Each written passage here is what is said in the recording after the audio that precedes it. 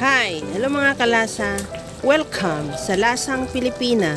Ngayong araw mga kalasa ay magluluto tayo ng chicken arroz caldo.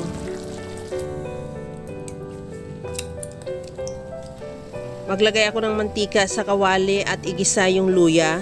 Habang ginagawa ko yan mga kalasa, kung bago ka pa lang sa aking channel, welcome at huwag kalimutan mag-subscribe at i-click ang bell button para sa mga notification. At kung dati ka pa, welcome back at i-follow mo na rin ako sa aking Facebook page Lasang Pilipina. Isunod ko na rin yung sibuyas. Ihalo lang din hanggang sa mag-translucent.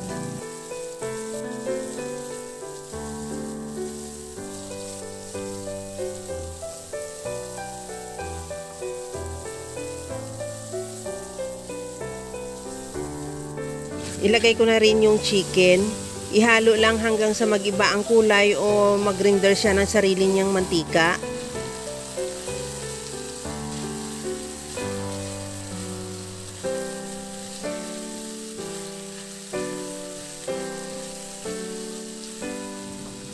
At ilagay ko na yung malagkit na 1 cup na hugasan ko na yan.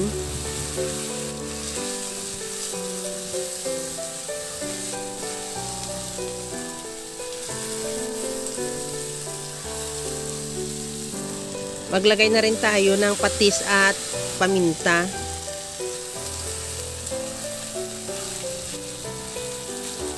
At sa puntong ito maglagay na tayo ng tubig. Nakadepende ang dami ng tubig sa dami ng malagkit mo at ng chicken.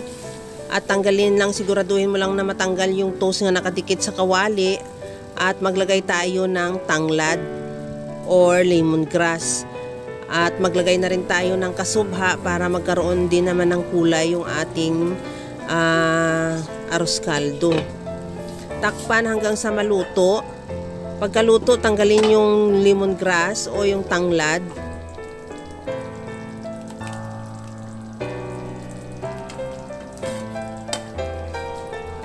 At ihalo lang ng bahagya at tikman natin kung okay na yung timpla niya.